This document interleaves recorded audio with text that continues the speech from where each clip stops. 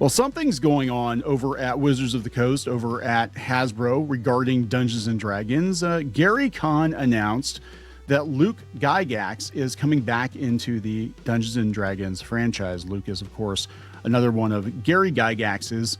Ernie passed, it was either last year or the year before, RIP. But this is an interesting move because this comes after it's been confirmed that we have other legendary TSR designers being called back to work on Dungeons and Dragons. And I have a theory as to what's going on, so you're going to have to follow me here. We're going to talk about this. Before we get into it any further, please subscribe for more pop culture news, views, and rants. I want to give a shout out and a thank you to Gabe, who sent this over this morning. I missed this news because honestly, I am so checked out from anything Dungeons and Dragons at this point. I think a lot of people are, because it's not Dungeons and Dragons, right? It really isn't. It's the brand, but it's not the beating heart and soul of the game anymore. And let's be honest, the game always was players. It was always the players who made the game. But the way that Hasbro has treated their, well, they're not Hasbro's people, treated the TSR crew who created the game, and they've tried to distance themselves, chasing after Tumblr shippers and fanfic writers and whatever, the Critical Role crowd. And again, no offense to Matt Mercer, he's an okay guy, but there's definitely an audience that they cultivated on Tumblr that infected Dungeons and Dragons and turned it into an OC character generator, a fanfic LARPing system, right? And they've kind of taken the game out of the game and made everything about just creating their own characters and acting and whatever. And that's fine. You want to do that at your table, that's fine. But then what happened was the powers that be at Wizards of the Coast chased after that audience, and it just beget even more quote unquote wokeness. And you had more and more progressive people coming into the platform and wanting to change the game, change the system, change the hobby itself. Then it went from that to, gatekeeping, keeping out all the straight white dudes because, by default, they're toxic. Any conservatives, no, we can't have you in the game anymore. Even though Gary Gygax, co-creator of Dungeons & Dragons, was a conservative. Actually, it's so weird we had the satanic panic because a lot of the people, the OG D&D creators, were Christian, or I guess Christian adjacent. They were definitely on the right side of the aisle politically. Not that it should matter, but Gary Gygax posed a very interesting dilemma to this progressive Wizards of the Coast, because his politics were very libertarian, very right leaning.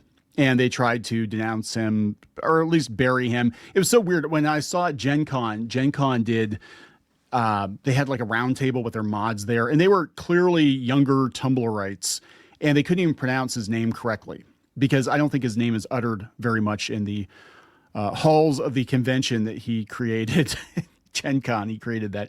But now, one of his sons, Luke, is coming back. And again, this is after... Ed Greenwood, I guess, is coming back. I think Margaret Wise and Tracy Hickman are coming back for this next iteration of D&D. And what I think is going on is they fucked up, and they know they fucked up. And I think they're trying to, come back on bended knee to the old audience. I'm going to tell you why, because I think the progressive audience they know is going to leave. Why are they going to leave? Well, it's not the new hotness anymore, for one thing. The OGL debacle caused a lot of issues. And let's talk about where they're at as a business. They just got the Harry Potter license. These activists don't like that. In fact, they've been trying to get Hasbro to give the multi-million or billion-dollar license up because they don't like J.K. Rowling. They also don't like AI art. And the current CEO of Hasbro has said repeatedly that they're going to use AI. Now, they're saying they're not going to use it in Magic and in D&D. I don't think that is the case. I'm going to tell you, I think they're currently using it. They're just not broadcasting that they're using it, and they're hoping they don't get caught. They know that consumers, as long as the quality is good, don't care. Most consumers don't care. The people that care are activists, and a lot of them are like fan artists and whatever, and they know they're not going to get a job now.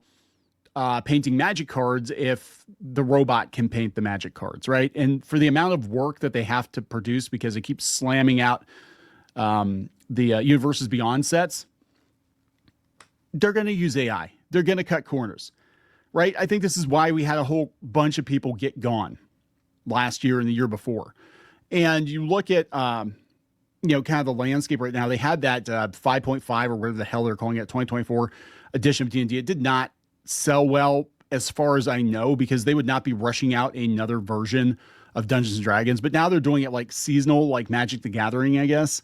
It's very, very confusing, right? Because here's the thing. You're a company like Hasbro. You have to crank out product every quarter. It's not like, hey, I can put out source books and sell those same source books because I don't have to bring in millions of dollars of, you know, hundreds of millions of dollars of revenue every year. So I can keep that version of Dungeons and Dragons around for like 5 or 6 years until we have to do another update after, you know, play testing and whatever. Hasbro is always hungry. The corporate machine is hungry. So they're going to, you know, roll out D&D in this way. So you buy stuff every quarter. That's what the whole thing's about. The reason they're bringing these old guys back is they know they fucked up, in my opinion. They're looking at the numbers. They're seeing that the activists are jumping ship for whatever reason. And they know when they tell them what they're actually going to do with D&D that, hey, there's a Wizarding World campaign setting coming and it's using AI generated art. Oh my God, they're going to lose their shit and they're going to swear to boycott and whatever. And I think they're already hedging their bets. They're like, fuck them. We're going to go back to the old school fans. The problem is, and I'm going to tell you right now, Hasbro, and we're going to see this, we're going to see this in real time on X with this post, the survey they're doing, because they're trying to figure out how to get the fans back. Once you lose a fandom, once you denigrate a fandom, good luck getting them back. I don't think you're ever going to rebuild like it was before. A lot of people moved on to other systems, and they did that during the OGL. A lot of people just noped out and decided to go back and play, you know, first or second edition D&D or whatever, or homebrew, or, you know, one of the myriad of other independent systems because you fucking pissed them off. And really, your old books still work fine, right? Since you're making up a lot of the stuff yourselves, you don't really need new source books, do you? So you can go back and play second edition. I know people that are playing second edition right now, and those books are from 30 years ago, you know? So, yeah, they're gonna have a real hard time of it. They're gonna have a real hard time of it because they pissed off the old school fans chasing the new progressive audience, and then they've pissed those people off too. So this is, from where I'm sitting, this is a Hail Mary pass to try to salvage what they can from Dungeons and Dragons, because the people that actually buy the books for the most part are the old heads. The new players, they steal the PDFs. Let's be real, right? And D&D sold very, very well during lockdown, Stranger Things and all that. Well, Stranger Things is done, and Netflix shot themselves in the foot there too. The ending was terrible, and that whole audience has moved on. Right. And we're not in lockdown anymore. So, yeah. And I think they want Dungeons and Dragons to be as profitable as Magic the Gathering. So they need your money, fam. They need you to come back. But this is after they put people in charge that literally denigrated old school fans. In the fucking 50th anniversary retrospective, talked about all the white dudes from the flyover states that made the game and how it wasn't very diverse and inclusive. And then they took the warrior from the cover of the Red Box set, if you remember that. And they're like, oh, we're finally going to make a mini of this character, which they already made an action figure of that character, by the way, right? Very iconic piece of, probably the single most iconic piece of Dungeons and Dragons art ever. Even if you know nothing about Dungeons and Dragons, you've seen the cover of the Red Box. They took that warrior, turned him into a thick brown woman and said, here you go, fam. Here you go. This is how we're going to celebrate 50 years of D&D, because we're going to be a lot more progressive going on. And we've had endless articles written about how toxic Dungeons and Dragons fans are for like 10 years, 15 years now. And it all kind of bled into the academic discussions over orcs being racist and this being racist and that being racist. Everything's racist, racism, misogyny running rampant in fantasy. And it bled over into Dungeons and Dragons. It came from the Tolkien crew, right? Because they wanted to paint Tolkien as being a racist and misogynist and a bigot and a homophobe and blah, blah, blah, blah, blah, blah, blah. And, you know, because early D&D basically was an unofficial Tolkien game. I mean, let's be honest, you know, it was. And so all this stuff kind of, you know, became this perfect shitstorm. And then, you know, I had all these new people coming in. And I don't think they're going to be able to pull it off. I'm gonna tell you the truth. I admire their attempt, and I have a lot of respect for the people that they want to bring back. But you've already told the fans to fuck off. I don't know if they're coming back. We'll see. I mean, it's got to be a really damn good product, I think, to get people to come back. And if we have more of this nonsense at these conventions with, you know, people getting canceled and called out and you're racist, you're a homophobe, whatever. Yeah, I mean, it's just, I think a lot of people are just staying very, very far away from Dungeons and Dragons, which is a damn shame. I mean, it really is. And like, I don't know Luke Gygax, but he seems like a pretty solid guy. Everything I've heard, I know people that do know him, and they said he's a really solid guy. So, I mean, this is a good attempt, but let's talk about this, and then we're going to go out and see just kind of the reaction to them looking for feedback on X. It's not going well for them. Again, ICV2 has it. Hat tip to Gabe for sending this over. Gary Con, let's see where we're at. 18, is that where we're at? 18 news.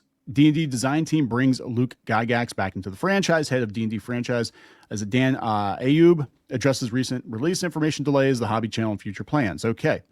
There are quite a few bits of news to come out of this press conference, which was led by Gary Con founder Luke Gygax and the new head of the D&D franchise, Dan Ayub, I think. Perhaps the biggest bit of news to come from this event was that Luke Gygax will be collaborating with D&D Design on upcoming projects. Gygax specifically noted he will be lending his expertise on the Greyhawk setting to future projects.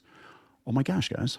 I grew up playing Greyhawk. Yeah, that was his dad's world. That was like, that was for the longest time the default, I believe the default D&D world, and then kind of Forgotten Realms took over. But the names on the Greyhawk map are named after not only my family, but my friends and relatives. It's a place where I experienced all those adventures as Otis the Ranger. Places we visited in those early campaigns are all seminal memories for me. Yeah, it'd be a damn shame to to bring back Greyhawk and not have a Gygax involved, right? They went on at length about the passion for the D&D brand and that he's aware of how D&D design may have gravitated away. Okay. He is aware of how D&D design may have gravitated away from fan expectations in the last several years. Wow. Okay, so they're admitting it. He addressed the gap in new release information that occurred at the end of 2025 and into February of 2026, which was primarily due to team transition and that the creation of some of the new content limited the team's ability to block releases.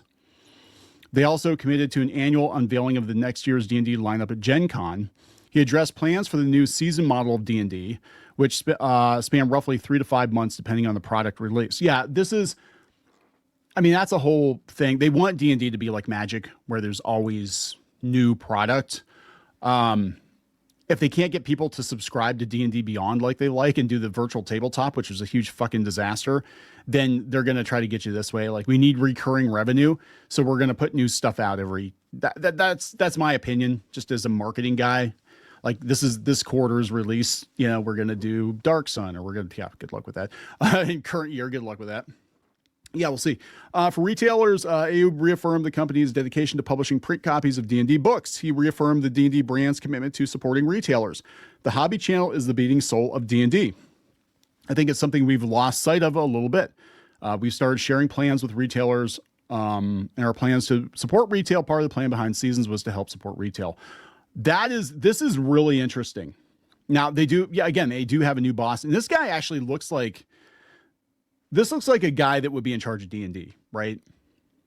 I mean, let's be honest. I would like them to, and I don't know if they've done anything about it yet, but I think what would go a long way is to basically put out some kind of a statement or something, or make it very damn clear that you don't hate the middle-aged white guys from the flyover states, because they are your bread and butter, right? Those Midwestern dude bros or whatever, that's where D&D came from. And that's not to say that D&D can't be inclusive. That's not to say that D&D can't have players from all over the spectrum. That has always been the case. Even some of the early D&D ads had women and minorities playing the game. But To denigrate the people that made the game in the first place makes no damn sense, other than to, give high fives and fist bumps to, the activists that have commandeered the product, the platform.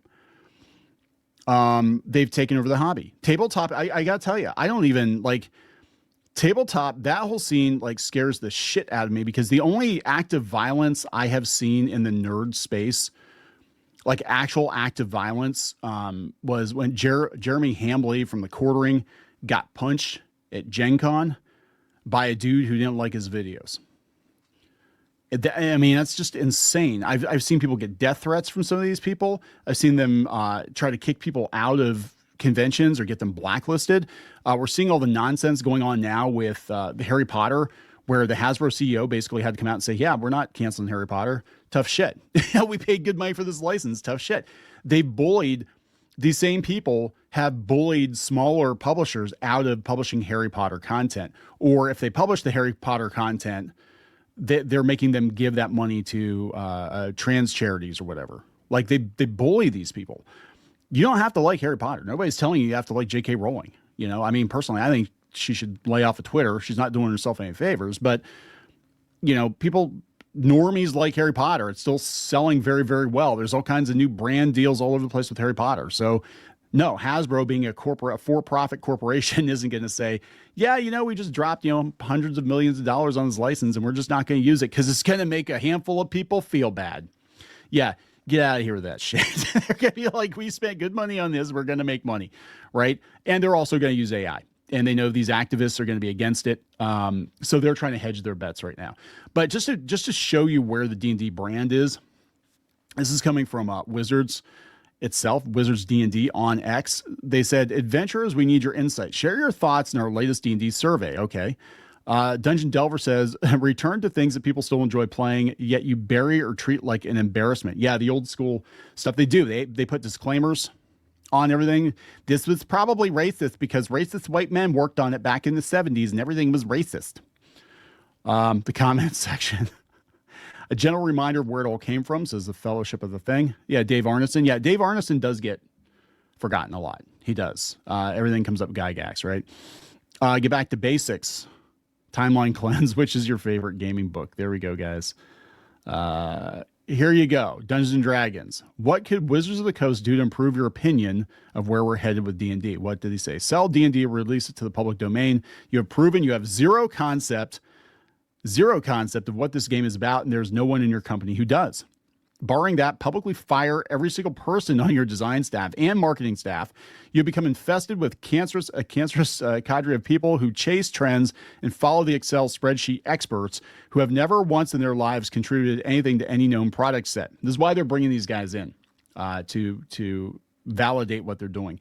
Doing actual nothing would be more value add than your current trajectory. See also Star Wars. And do not act like you don't know the kind of financial and product death spiral you're headed toward. Otherwise, you'd never launch this first of a kind Ask Our Customer Base What They Think of Us campaign.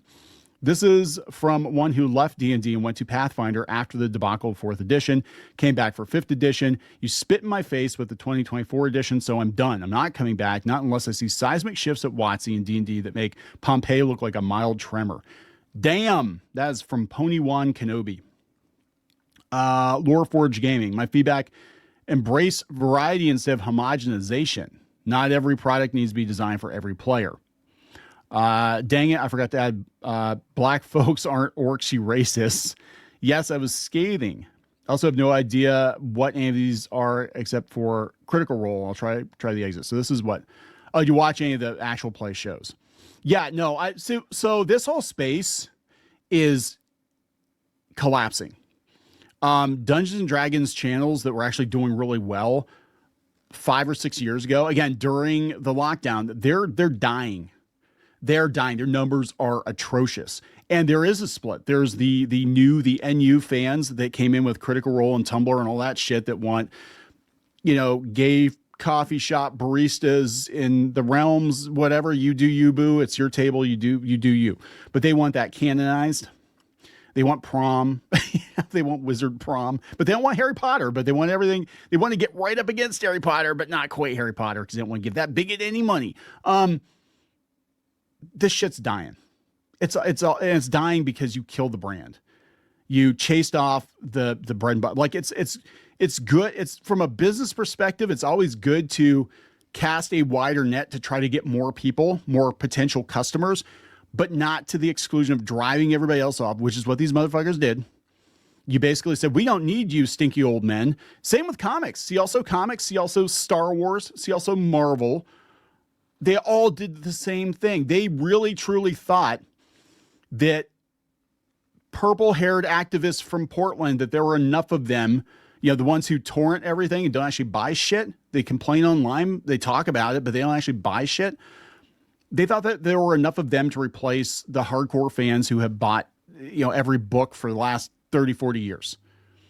They really did, because they probably had some stupid 25-year-old fresh out of college, marketing, master's degree, whatever, coming in and being like, look, all these people are talking about D&D on Twitter. This is your audience now, not those stinky men. So make sure everybody knows that D&D is a lot more inclusive and a lot more progressive, and put some rainbows on the beholder, and they're all going to have a tea party like My Little Fucking Pony.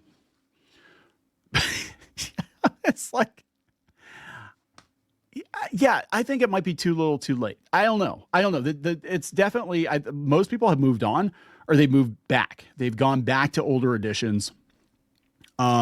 Steel Accord says, I gave my thoughts on the survey, but I'll expand them fully here. Listen to what I have to say. Probably sick of hearing this, but it must be said. You're right. You know, if you're to right this ship, you must fire the political activists amongst your ranks. That's not a demand. It's a recommendation. I can understand you may have thought was necessary at the time, but it's only hurt your core audience, your base. These people among you don't believe in escapism, the essence of fantasy. Everything must reflect the real world to them, and get rid of these systemic prejudices and injustices. Everything is a grievance. Yeah. Your output has told us in neon lettering that those who are not on board with modern political agendas surrounding identity categories like race, gender, and sexuality want to play in worlds where those aren't being considered, at least not as direct parallels to reality, are not welcome. Yeah. Everything has to be like, I see myself in this game. And look, you've always been welcome to play any game the way you want to play at your table. Same with Monopoly. You can play Monopoly with house rules. It has always been the case. But they wanted their shipping, their fan fiction codified and validated by the company. And the company did it. They're like, yes, Queen, we're going to do that. And they did it, and they fucking chased off the core audience. I think anything like that should have been sort of a side, like you could have had a campaign setting that's the, gay barista, whatever. No offense to gay baristas. I'm just saying, like in Dungeons and Dragons, come on, coffee shop simulator, whatever. You could have had that as like a separate campaign world, but kept the core books, Dungeons and fucking Dragons, with swords and spells and dragons and dungeons and shit. That's gonna be the new system. Dragons and dungeons and swords and shit. There you go. Customers, yeah, kicker is these people's customers don't purchase to the degree the diehards do. You've seen the drops in sales from the 2024 update. You now call 5.5. There's a reason for that. 2014, yes, thank you. This is my understanding of the situation as well. 2014 was before the rot set in. Many people are just tired of hearing these topics reflected in a hobby. We used to get away from those conversations. And if your argument would be that those conversations deserve to be had, well, not by you all. Again, don't listen to the activists. You're game designers and curators of magical adventures. Your responsibility to the world is as individuals, not as WotC. It just goes on and on about, which is actually good. I mean, it's worth checking out his thread, but they wanted feedback. It's not going well. And then all of a sudden they're announcing, hey, everybody, Luke Gygax is coming back. Hey, everybody, Margaret Wise and Tracy Hickman, they're coming back. You like them? Ed Greenwood? Yeah, you like them, right? I think it's too little too late. That's my personal opinion. But I'm going to be honest. I don't even know where they would go from here. I think they need to temper their expectations. The years of record sales for Dungeons and Dragons are done for a variety of reasons. Honestly, I think they should run it lean and mean and not try to make it a fucking lifestyle brand with purses and pumps. And, it's like, you marveled this shit, and look at the state of Marvel Comics right now. Look at the state of the MCU right now. And yeah, and I think Cynthia Williams, I think she did irreparable damage to D&D. So I don't know, just my opinion. Gonna wrap it up. Please subscribe. We'll talk later.